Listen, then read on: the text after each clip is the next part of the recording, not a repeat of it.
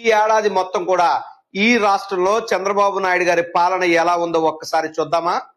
ఈ రాష్ట్రంలో గడిచిన ఏడాది కాలంలో చంద్రబాబు నాయుడు గారి పాలనను గమనిస్తే ఎటు చూసిన అరాచకం, అవినీతి, అశాంతి, అక్రమాలు, అఘాయిత్యాలు, అణచివేత, ఆర్థిక దోపిడీ, దౌర్జన్యాలు, తప్పుడు కేసులు, ప్రశ్నించేటటువంటి గొంతులు నొక్కేటటువంటి కార్యక్రమాలు.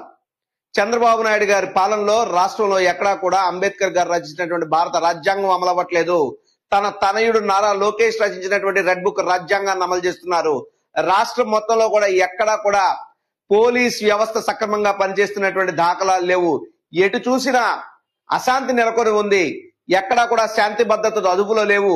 మరో పక్క చూస్తే ఆ భయంకరమైనటువంటి ఆర్థిక దోపిడీ ఏ స్థాయిలో అంటే కోట్లు విలువ చేసే బంగారం లాంటి భూమిని కూడా 99 పైసలకే తన తాబేదారులకు, బినామీ కంపెనీలకు, వర్ఫా వల్సా లాంటి పేరు ఊరు లేని కంపెనీలకు దారాదత్తం చేస్తూ ఒకవైపు 1 కిలోమీటర్ రోడ్డు వేయాలంటే కూడా 180 కోట్ల రూపాయలు వెచ్చించి ప్రైవేట్ వ్యక్తులకి ప్రభుత్వ ఖజానా నుండి ప్రజల సొమ్ముని దారాదత్తం చేస్తున్నటువంటి అవినీతి మరోవైపు. కనీసం సెల్ ఫోన్లు కొనే విషయంలో కూడా ఆన్లైన్ లో క్లియర్ గా 8,000 పైసలకు ఆ యొక్క ధర చూపిస్తా ఉంటే 14,000 రూపాయలు కోట్ చేస్తూ సుమారు సెల్ ఫోన్ల కొనుగోలులోనే దర్జాగా 50 కోట్లు దోపిడీ చేసే విధంగా, ఈ రకంగా చూసుకుంటే కాదేదు కవితకు అనర్హం అన్న విధంగా, కాదేదు అవినీతికి అనర్హం అన్న చందంగా చంద్రబాబు నాయుడు గారి పాలన ఈ రాష్ట్రంలో కొనసాగుతుంది. మరో పక్క చూస్తే ఆడపిల్లలకి ఏమైనా జరిగితే తోలు తీస్తాను అని చెప్పి మాట్లాడే పవన్ కళ్యాణ్ గారు మీ హయాంలో మీరు ఉప ముఖ్యమంత్రిగా ఉంటున్నటువంటి ఆంధ్రప్రదేశ్ రాష్ట్రంలోనే మహిళల మీద, యువతుల మీద, చిన్నారుల మీద, బాలికల మీద అనేకమైనటువంటి అఘాయిత్యాలు జరుగుతున్నాయి.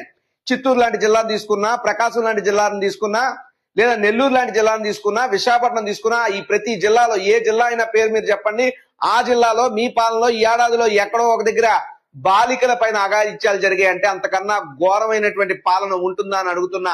మరో పక్క చూస్తే హిందూ పేరు చెప్పి లేదా మతం పేరు చెప్పి రాజకీయం చేయాలనేటువంటి మీ దురాశ దుఃఖానికి చేటులా మారింది.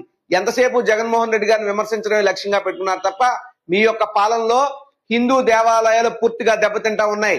అక్కడెక్కడో తిరుపతి నుండి చూస్తే ఇక్కడెక్కడో శ్రీకాకుళం వరకు ప్రతిదీ కూడా ప్రభుత్వ నిర్లక్ష్యం వల్ల జరిగినటువంటి దుర్ఘటనలే. పోయినటువంటి అమాయక భక్తుల ప్రాణాలకు ఈ రోజుకి సమాధానం చెప్పే పరిస్థితి లేదు. చూసుకుంటూ పోతే ఎక్కడా కూడా ఈ ఆంధ్రప్రదేశ్ రాష్ట్రంలో ఇదిగో ఈ మచ్చుతోనకి ఈ మంచి జరిగిందని చెప్పడానికి లేదు. జగన్మోహన్ రెడ్డి గారు చేసిన మంచి అంతా మీ ఖాతాల్లో వేసుకుంటూ మీరు చేసిన తప్పుడు కార్యక్రమాలన్నీ కూడా జగన్మోహన్ రెడ్డి గారిని బుర్ర జల్లడానికే 2025 సంవత్సరాన్ని మీరు వాడుకున్నారు తప్ప ప్రజలకు మంచి చేయడానికి యొక్క మంచి పని కూడా మీరు చేయలేదని చెప్తున్నా. ఇలా చూస్తే జగన్మోహన్ రెడ్డి గారిని లేదా వైఎస్ఆర్ కాంగ్రెస్ పార్టీ మీద మా సోషల్ మీడియా సైనికులు, కార్యకర్తలు, నాయకులు, ప్రజాప్రతినిధులు, మాజీ మంత్రులు, అంతెందుకు సాక్షాత్తు జగన్మోహన్ రెడ్డి గారికి ఓఎస్డీగా పనిచేసినటువంటి కృష్ణమోహన్ రెడ్డి గారిని అక్రమంగా అరెస్ట్ చేసి జైల్లో పెట్టారు. జగన్మోహన్ రెడ్డి గారికి సెక్రటరీగా పనిచేసినటువంటి ధనుంజయ రెడ్డి గారు లాంటి ఒక సీనియర్ ఐఏఎస్ అధికారిని కూడా మీరు జైల్లో పెట్టే కార్యక్రమం చేశారు. ఐపీఎస్ ఈ రాష్ట్రానికి ఇంటెలిజెన్స్ డీజీగా పనిచేసిన వ్యక్తులను కూడా మీరు అరెస్ట్ చేసి తప్పుడు కేసులో జైలుకు పంపారు. ఈ రాష్ట్రంలో స్టఫ్ క్యాపబిలిటీ ఉన్నటువంటి ఐపీఎస్ లకి పోస్టింగ్ ఇవ్వకుండా గాల్లో పెట్టారు. మీ దాటికి తట్టుకోలేక చాలా మంది ఐపీఎస్ అధికారులు నోరిప్పి బయటికి చెప్పుకోలేక విఆర్ఎస్ లు పెట్టి సిద్ధార్థ కౌశల్ లాంటి ఐపీఎస్ లు కూడా వెళ్ళిపోయినటువంటి పరిస్థితులు మనకు చూస్తా ఉన్నాం.